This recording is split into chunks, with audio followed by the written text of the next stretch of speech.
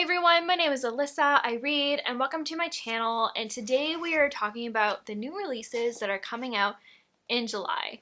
I used to make this video a lot actually, and I haven't made one of these videos in a long time, and so I'm excited to, but we're gonna go through it. It's just a really relaxed video where we go look on Goodreads and see what's coming out and just get acquainted with some of these book titles that are coming out in July. So let's go ahead and do it. I'm gonna start the recorder. Okay, so let's go to Goodreads. I'm gonna have my coffee while we do this. Confession, I probably won't be like reading any of these books. I'm not really keeping track of new releases because I'm trying to work on reading my entire TBR, which is way too long. But I am curious. Like, I have not paid attention to anything this year, and I've kind of done that deliberately. So I am curious to see what there are or what there is. Here we are. Oh, this is, I want next month, sorry. Okay, so Ali Hazelwood has another one, Below Zero. I don't know if this is a short story because I know she was releasing short stories. It is. This looks so cute. Oh yeah, so STEMinist novella series, and this is the third one, and so I guess there was one that came out in June, and I'm sure number one came out earlier this year. But it says, it will take the frosty terrain of the Arctic to show these rival scientists that their chemistry burns hot. Oh, that's so adorable. Yeah, I really need to catch up on those, but I'm not doing that right now. We have a new Lorraine Heath. I forget what it's called, but I read one of her books and I didn't quite finish it. I wasn't the biggest fan, but I do want to try more of her books. So this is Return of the Duke. This is the third book in the Once Upon a Dukedom. In the thrilling third book, the dashing son of a disgraced duke teams up with a sultry beauty to thwart an assassination plot against Queen Victoria. Oh my gosh, that sounds amazing. That'd be so much fun. Oh, we have a new Jill Mansell. I've read a few of her books so far. The last one I read I didn't like as much, but I have liked her books. They're mostly like, they're kind of like chick lit, like they're British. Yeah, they're like women's fiction. There usually is some kind of romance, but it's usually a big cast of characters and they're somehow all connected in some way. Yeah, and I have liked her books. So Amber, Lachlan, and Raphael meet as teenagers in the Cornish seaside home of kind-hearted foster parents. Years on, the bond between them is unbreakable. But Amber has a secret. She's in love with Lachlan. She can't tell him because that would never work. He's definitely not the settling down type. Surely it's better to keep him as a friend than to risk losing him for good. Raphael has his own dilemma. He had the dream girlfriend in V until it all went horribly wrong, and he still can't understand why. Is V hiding something from him? Now their widowed foster dad, Teddy, has found new love, younger, charming, and beautiful. Olga seems perfect, but is she? Or will she break Teddy's fragile heart? Yeah, so as you can probably tell, there's like a few main characters and they all have their own kind of story, and that's kind of how her books are set up. And I have liked them in the past. Something Wicked by Ellen O. Saying I've read Ellen O before, which I think I know who it is. Oh, maybe I don't. I read, I guess, her short story in 1,000 Beginnings and Endings. So she has a series, and this is the third one, Something Wicked, the riveting conclusion to the acclaimed Spirit Hunter series. Oh, interesting. Let's see what book one's about. It looks middle grade, which is fine. Like, I like middle grade. I have to be charmed when it's a middle grade. Come on, internet. Come on. What's going on? Here we go. So the first one is Spirit Hunters, a high-stakes middle grade mystery series about Harper Rain, the new 7th grader in town who must face down the dangerous ghost haunting her younger brother. A riveting ghost story and captivating adventure. This tale will have you guessing at every turn. That sounds so amazing. I would read that. That sounds so good. I love middle grade thrillers. Like, I love The Graveyard Book by Neil Gaiman, so I don't see why I wouldn't like that. Oh, Julie C. Dow. I've only read one of her books, but I really liked it. I could see myself really liking her books. Again, another middle grade. Team Chu in the Battle of Blackwood Arena. A rollicking, action-packed adventure of laser tag and fierce sibling rivalries. Team 2 in the Battle of the Blackwood Arena is the first book in a middle grade fantasy series. Wow, that looks cute. J.K. Rowling has a new book, apparently. Oh, it's the screenplay of Fantastic Beasts. Okay, there you go. Mind to Hold. Okay, Natasha Madison, I've only read one book by her. It was a hockey romance. So, are you ready? Oh, this is book 2 in the Southern Wedding series. So, Shelby, I got a love letter the night before I was supposed to marry the love of my life. Except the letter wasn't for me. My future husband had written it to someone else. Oh, goodness. And then Weston, standing at the altar to watch my best friend get married was an honor. Finding out that he was sleeping with my girlfriend was a nightmare. Oh, my goodness. Everything I knew was a lie. When the opportunity came to get out of town and leave my ex behind, I took it. Umbrella drinks and broken hearts don't mix well. I shouldn't want Shelby for myself, but I do. I want her more than I've ever wanted anyone. Maybe she was just mine to hold. That sounds spicy. And then She-Hulk #5, written by Rainbow Rowell. That's interesting. I feel like she is getting into comic books. So Jen Walters has been around since 1979, but this issue holds a first for her. The mysterious villains surely don't care and plan on destroying her and Jack of Hearts. Okay. Oh, this is her She-Hulk series. Interesting. I didn't know she was doing that. See what book 1 is like. The best character ever is back in her own series about to glam up the whole Marvel universe. Jennifer Walters, aka the sensational She-Hulk, is no longer a savage and needs to put her life back together. She's got a career to rebuild, friends to reconnect with, and maybe represent in a court of law. And enemies too, well, she may not want to connect with them, but they are definitely going to connect with her. And the last page of this first issue is going to send Jen down a road she's never traveled. That's interesting. I don't know anything about She-Hulk, but that's cool that she's writing for the series. That's cool. All right, so those are all the books from authors I've read previously. We can see, let's go see all the new releases. So, this is interesting. They're doing it, I've never seen this list before. Not like this. I guess they changed it. So, most popular books published in July 2022. So I guess Ruth Ware has a new book, The It Girl. Never read Ruth Ware. I don't really read thrillers. I really want to try them sometime, but I'm like such a scaredy cat. I can read horror and thrilling stuff in fantasy, but just like normal day life, I don't think it will quite work for me. But this is an unputdownable mystery following a woman on the search for answers a decade after her friend's murder. Okay, so there you go. Things We Do in the Dark by Jennifer Hillier. I think that's another thriller author. Again, I'm not going to read it.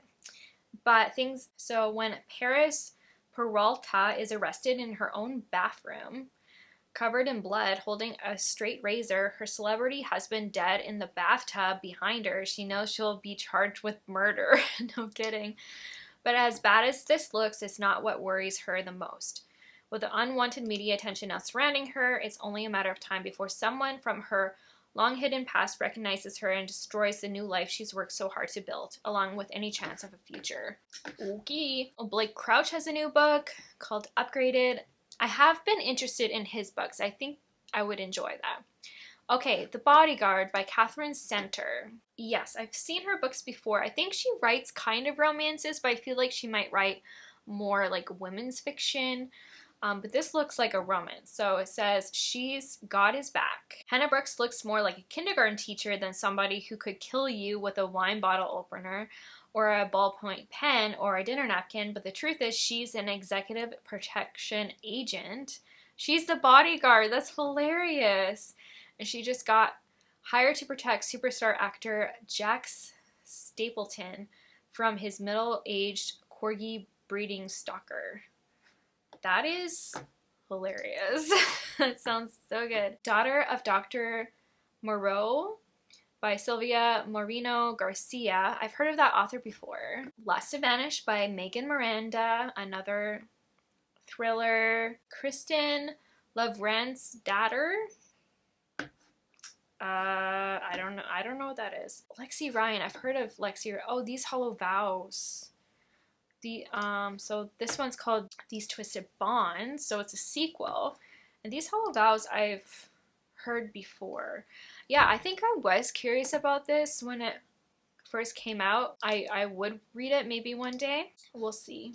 The Paul Bear's Club by Paul Tremblay, another thriller. Lots of thrillers here. Lisa Jewell has a new book. The Family Remains. Oh, The Family Upstairs sequel. That's interesting. Just Like Home by Sarah Gailey. Another thriller, horror. I guess people really like thrillers, hey? The Librarian Spy, a novel of World War II. That sounds good. I'm looking for books that I'm interested in. I'm not seeing any. Tomorrow and Tomorrow and Tomorrow by Gabrielle Zevin. Oh, let's see what this is. I saw the word love in the description. So, so two friends, often in love but never lovers, come together as creative partners in the world of video game design, where success brings them fame, joy, tragedy, duplicity, and ultimately a kind of immortality. Interesting. Okay. The Valkyrie's Daughter. This seems like something I'm more interested in. A thrilling, intricate, and romantic own voices LGBTQ fantasy. That's cool. That builds on Norse mythology into a beautiful story all its own. That sounds good. And it's the first in series. Here we go. Booked on a Feeling by J.C. Lee. Is that... See, I need to see who J.C. Lee is. Because I feel like... Okay. Oh, okay. See, I get confused with Jade Lee. I have a book by Jade Lee. And so I get confused whenever I see J.C. Lee. It's not the same person. But they both write romance. So that's why I was confused. But this looks so cute. So I guess it's third in a series, a Sweet Mess series. Booked on a Feeling. So features an overachieving lawyer, a failing bookstore, a childhood friend, and the chance of a lifetime. That sounds so cute. And I don't remember. I've seen these books before, yeah. Sweet Mess is the first one, and then The Dating Dare is the second one. They sound cute. Oh, Lore in Olympus. I really need to read this. I guess I could just read it online. I don't actually have to go buy this stuff, but I have a feeling I'm going to love the series when I get to it. It is a Hades Persephone graphic novel. I really want to get to it. I've heard it's really good. So this is the second volume of that. Bad on It by Jodie Slaughter. This looks so cute. I don't know why, but I do like this illustrated covers. They just have like a cutesy vibe, right? So the first time Aja Owens encounters the man of her dreams, she's having a panic attack in the frozen food section of the Piggly Wiggly. The second time, he's being introduced to her as her favorite bingo buddy's semi-estranged grandson. From there, all it takes is one game for her to realize that he's definitely going to be a problem. And if there's anything she's already has, a surplus of its problems. Oh, sounds cute. Sounds so cute. Okay, Violet Made of Thorns by Gina Chen. It's young adult fantasy romance. I love it. A darkly enchanting fantasy debut about the morally gray witch, a cursed prince, and a prophecy that ignites their fate. Twisted destinies, perfect for fans of The Cruel Prince and Serpent and Dove. That sounds so amazing. Yes, please. But Moves the Dead by T. Kingfisher. I think that's another thriller that looks so gross. Ew.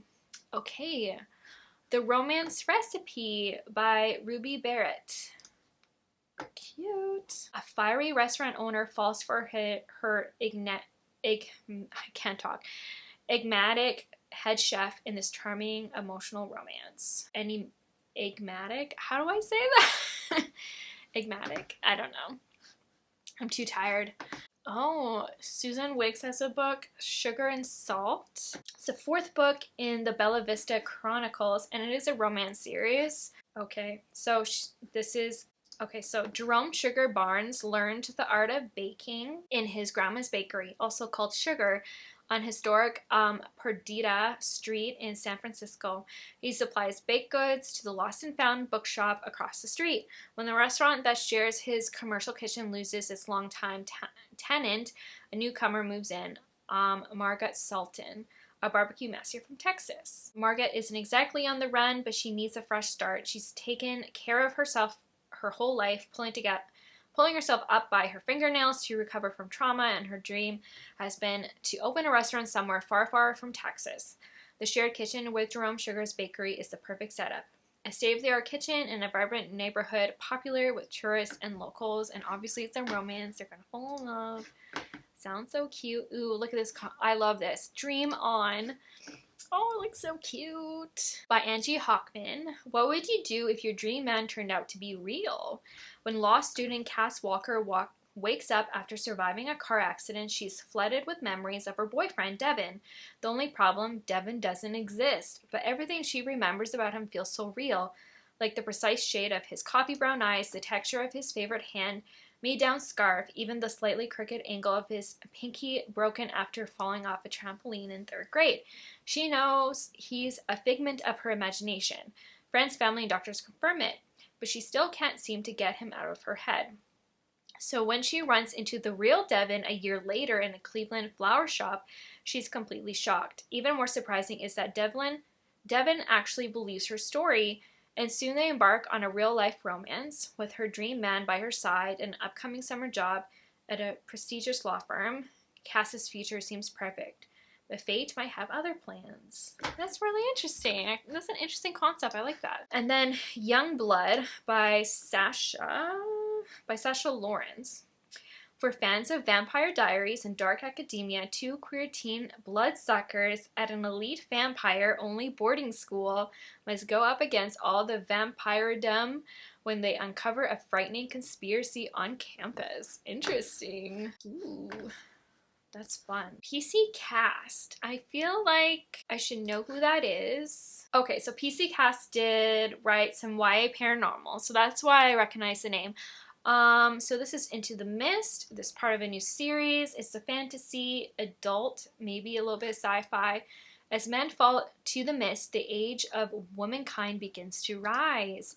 The world as we know it ends when an attack on the U.S. unleashes bombs that deliver fire and biological destruction. Along with sonic detonations and devastating earthquakes, the bombs have also brought the green mist. If breathed in, it is deadly to all men, but alters the body chemistry of many women, imbuing them with superhuman abilities. Oh my goodness. That sounds so interesting. All right, for Butter or Worse. Oh, goodness. By Erin LaRose. They go together like water and oil. All Chef Nina wants is to make a name for herself in the culinary world and inspire young women everywhere to do the same.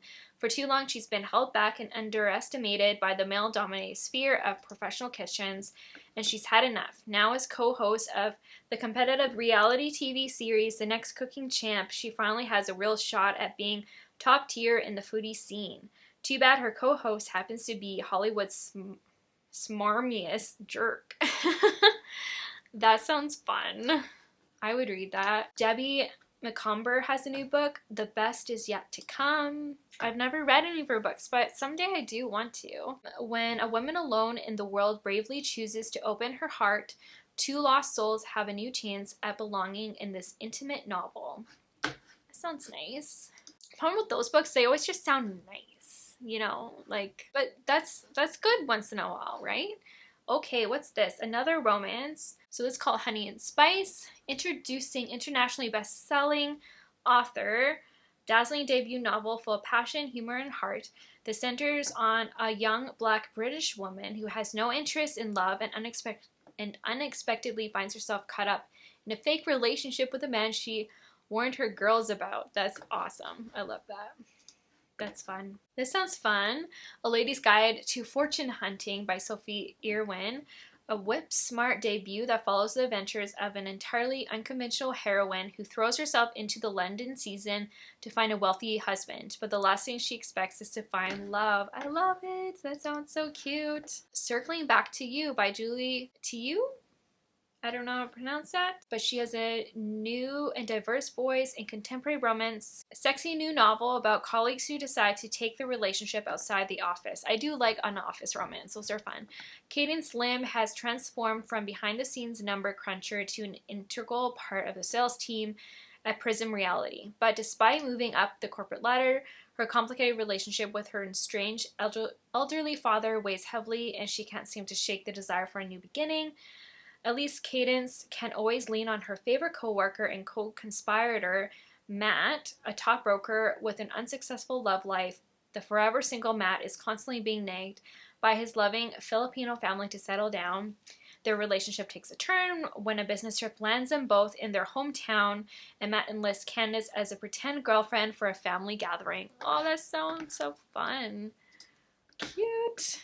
The Charmed List. I'm talking about all the romances, of course. And this one's YA, but it's a romance and maybe some fantasy. After spending most of high school as the quiet girl, Ellie's ready to take some risks and have a life-changing summer, starting with her anti-wallflower list. I love it. 13 items she's going to check off one by one. She's looking forward to riding roller coasters, making her art Instagram public, and going on an epic road trip with her best friend Leah. But when number 4 on Ellie's list goes horribly wrong, revenge on Jack, she's certain her summer has gone from charmed to cursed. Instead of a road trip with Leah, Ellie finds herself stuck in a car with Jack, driving to a magical convention. But as Ellie and Jack travel down the coast of California, number 13 on her list, fall in love, may be happening without her realizing it. Oh, that sounds so cute. I love it. Dark Earth by Rebecca Stott? It's a historical fantasy adult, a captivating novel about two sisters fighting for survival in a male-dominated Dark Ages Britain that weaves a thrilling spell of magic and myth. Cool. That sounds good. Twice in Quinceanera. So this is an adult fiction debut with a sparkling, whimsical novel of an accomplished young woman who discovers what it really means to come into her own. So that's it for this video. I hope you enjoyed coming along with me, just browsing Goodreads and seeing what's coming out this month. It's a really good way to see what's coming out and what books you may be interested in. So I would love to know if you're interested in any of these books, if these are the type of books you like. I mostly read YA and romance, as you can tell, but I would love to know what you're interested in reading in the upcoming months. If you're excited for any of these titles, comment down below. I'd love to know. If you like this video, please give it a thumbs up. Please subscribe. If you've not done so, you can follow me on Goodreads and Instagram. And you know what? I want you to keep reading. Bye.